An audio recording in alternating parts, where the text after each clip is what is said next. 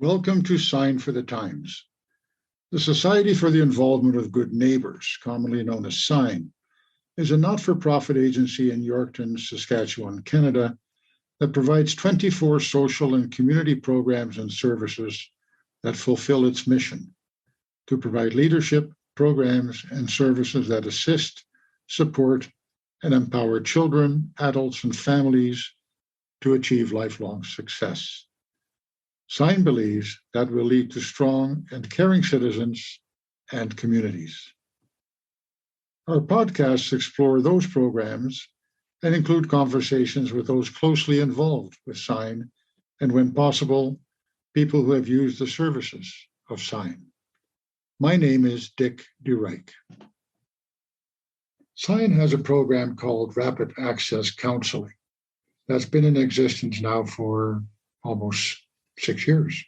It started out as walk-in counselling and has transitioned over the last year or so into rapid access counselling.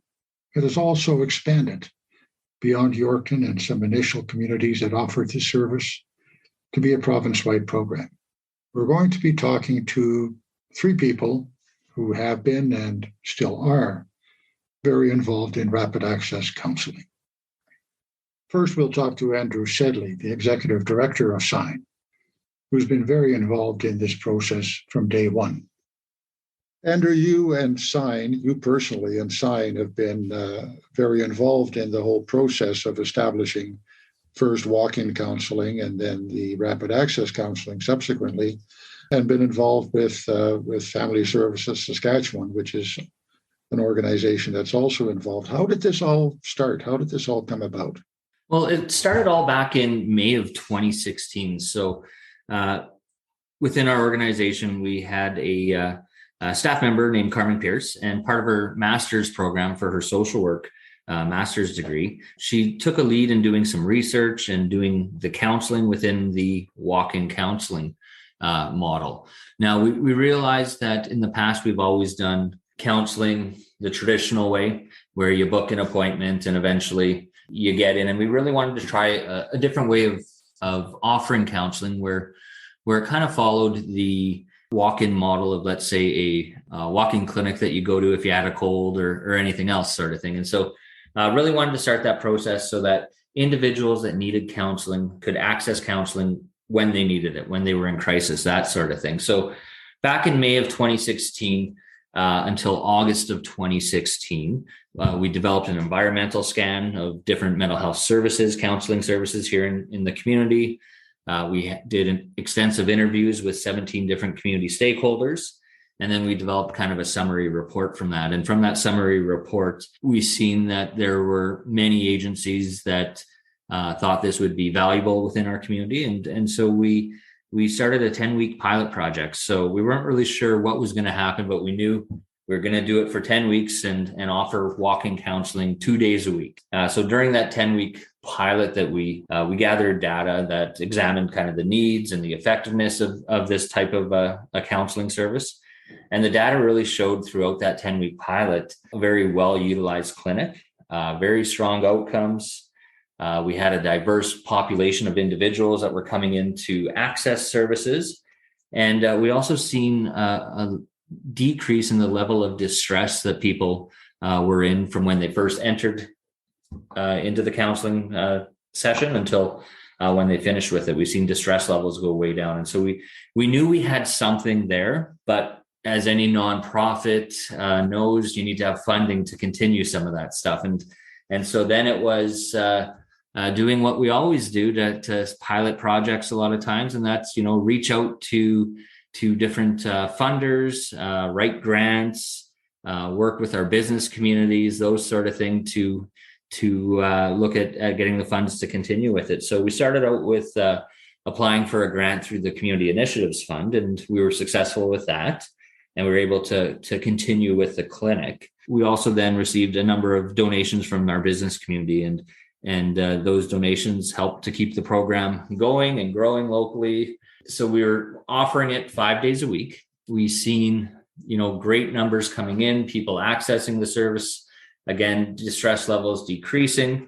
And we thought, we have something locally that's happening really well. And how do we look at moving this and expanding this to other communities within the province?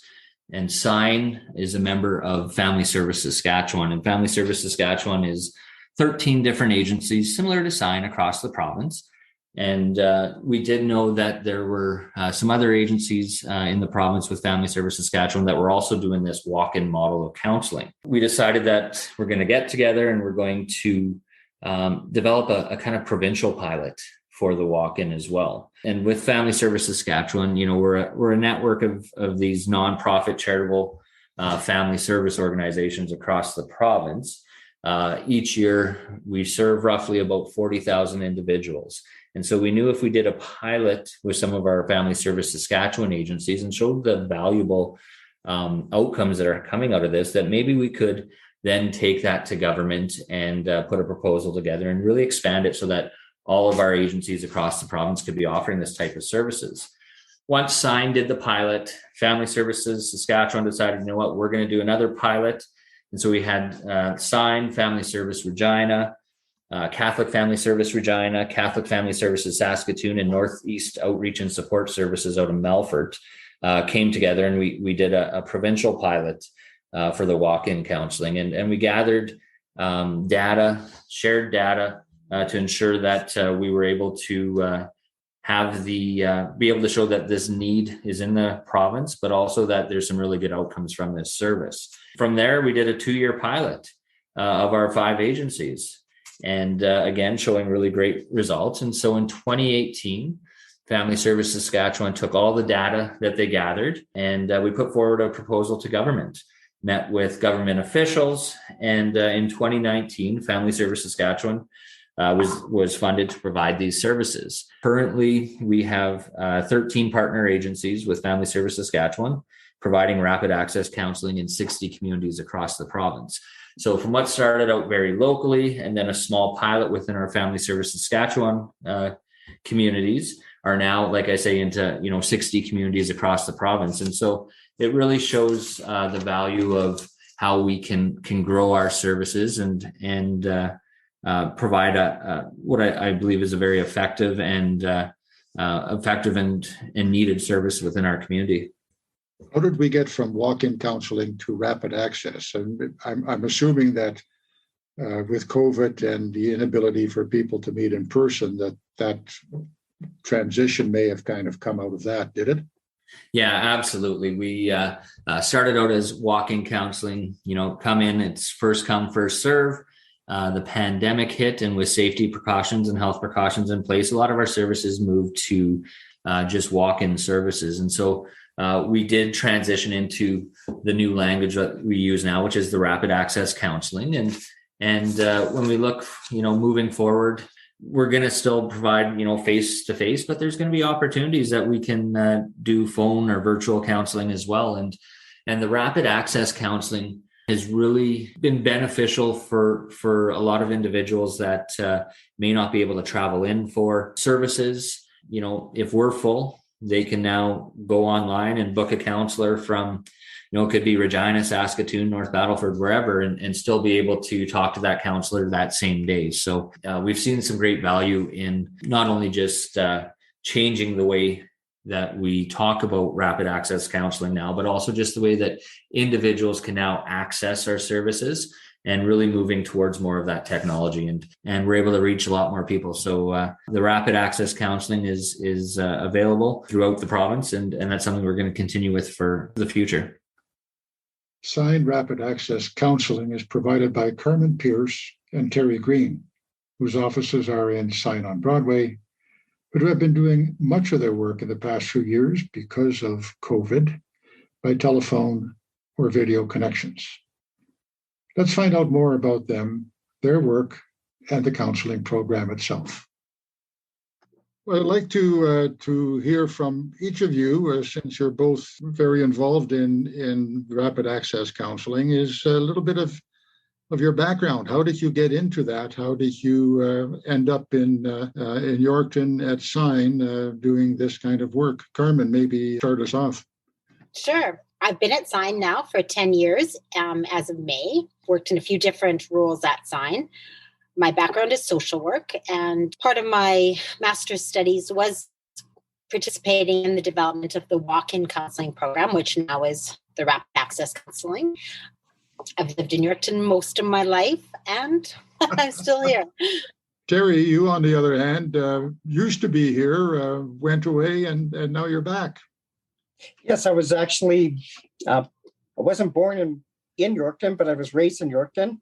And I've been in Regina for approximately 22 years. And I've decided to move back to Yorkton. As I always said, I wanted to return home. While I was in Regina, I've worked in various positions with the Ministry of Social Services. I did some school counseling at some of the schools in Regina. I was a bereavement counselor, and I've also worked in emergency rooms as a social worker, and also at the cancer agency as a social worker. So I have a long history of working in social work, which is my passion. And I've decided to come back to Yorkton to work for SIGN, and it's been a great experience so far. I've been with SIGN about a month and a half only. Welcome back. Thank you so much. It's great to be back. We covered off just previously with Andrew about walk-in counseling and the changeover to rapid access counseling, which is what you're involved in now. And I think maybe we can talk a little bit about how people get access to this counseling. How rapid is rapid access counseling, and where you do it, because we're still doing in-person counseling as well, right? It's not just all virtual, although a lot of it has been for the past couple of years with COVID. What's the process here as far as people getting access to rapid access counseling? So people can call in to SIGN, and the front desk will connect people for appointments virtually, so via video or a phone call or in person. And that can be in Yorkton, Monday, Tuesday, Thursday, Fridays, and Wednesdays in Kamsack. Or people can go online and book in themselves. When we say rapid access, how rapid is it? Is there fairly quick openings, whether it's in Yorkton or with other counsellors elsewhere? We try to see people as quickly as we can, but if there's not a vacancy within our organization here at SIGN, you can be sourced out to talk to another counsellor within Family Service Saskatchewan, the organization. So, Terry, do you get calls, video connections with people from outside Yorkton? Has that been part of the experience? I've had several calls, actually. People from North Battleford, from Saskatoon, just in my short time here. So, yes, people do connect with us, virtual appointments or by telephone. So it's been really quite unique. So the people that connect virtually, is that their preference or is that of necessity? And how do they feel about talking to somebody who's not in their home community? Does that present any kind of issues for them or for you? I haven't noticed any difficulties. I think people, when they do have a concern or an issue that they wish to talk about, I think seeing them as soon as possible is of the priority. So I think people are quite appreciative that they're able to be seen in a very timely manner, be it in person, virtual, or even by phone. What kind of issues do people come to counseling with? Is there any kind of predominant type of issue, or is it basically the whole gamut of human issues that people run into? People can use the rapid access for anything that they feel they want to talk about. Often there is some common themes around mental health and stress or relationships. Grief, I would say, are often common concerns. I've also seen quite a few people with marital concerns, communication, relationship issues. So really, I mean, it's the full range of human issues, isn't it, that you're dealing with? Yes, it's for individuals, couples, or families. Is there a predominant kind of demographic, or is this people from across the spectrum that access counseling? I've seen, children as early as 4 years of age, all the way up to 74. Do you deal with the issues? Are you able to deal with them and resolve them yourself, or are there instances where you refer them to others that might have a be able to help them better or differently? I think what we try to do is, assess the problem, provide some support, some information, the counseling support. But then if they require like a longer term support, because we are rapid access counseling, generally if they're able to attend to another counselor or other support system for long-term counseling or support. Rapid Access is not a replacement for people that are already connected to programs or counselors. We can serve as like a booster in between sessions if they are connected to someone or they just need an additional support at whatever reason is happening in their life. Or if this is kind of a first occasion and they just don't know where else to go, you would be the first point of contact and help them from there. Yes, we can navigate sometimes getting them connected to more appropriate resources. What I found has been really helpful for me is all the programs that SIGN offers, that a lot of times I'm able to make a referral to another SIGN program. So they don't necessarily have to go outside the organization or outside of SIGN on Broadway in order to get more help. Yeah, that's one of the beauties of being such a large organization, offering so many programs and services to people in our community. If it wasn't for a program like Rapid Access Counselling, both in Yorkton and across the province, because this is now a province-wide program, where would people go to find an ear to listen and help them? And would it be fair to say that some of these people, if it wasn't for Rapid Access Counselling, might not get the help that they need? I would agree with that. Often people then maybe might just keep it to themselves, or they might reach out to some informal supports or utilize other agencies within the community. How does this affect you personally? I've often wondered about that, because you're hearing from a lot of people, with some significant problems. And I've often wondered, and other people have, I'm sure too, as a counselor, you need to absorb all of this. How do you handle that personally? I think it's really important to have some strong boundaries and to have a team where you can debrief and keep some good self-care habits yourself. I'd have to agree. A work-life balance is essential for a position such as this, doing counseling. Yeah, at some point you need to be able to step away from it and deal with your own life, I'm assuming. Yeah, absolutely. One more time, how do people get in touch? 306-782-1440 and be hooked up with a counselor either here or throughout Saskatchewan for in-person or video or phone. I'm assuming that there's no shortage of work for both of you. And has COVID made a difference in the kinds of problems you run into or the frequency of problems you run into? Or is it just another issue that gets thrown into the mix of human emotions and human problems? I think it's added an additional stress for many people, family relationships, finances. Let's hope that's over soon and we can all get back to some semblance of normal, whatever that may be. For those persons who would like to book online, the website is www.counsellingconnectsask.ca. And there they will find a calendar, a schedule that they can then see what's open and where they can book. Yes, they could then book online with the available spots right across the province. Well, thank you, Carmen and Terry, for all this information. It's a very valuable service offered by SIGN and its partners in Family Services Saskatchewan. In addition to the phone number and the website that was mentioned, we've also just very recently on the SIGN website at signyorkton.ca added a link under the top menu under counseling that says book RAC appointment. And people can also click on that and that'll take them also to that same website. So whichever way they want to get there, there's lots of ways that people can book appointments for Rapid Access Counselling. New SIGN for the Times podcasts are published regularly. In upcoming podcasts, we will continue to talk with those who have been assisted by SIGN's various programs and with the program managers and staff who provide that assistance.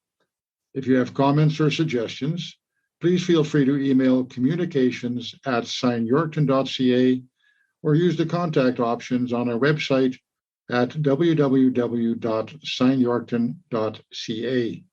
We are also on Facebook, Twitter, and Instagram, all at SIGN Yorkton.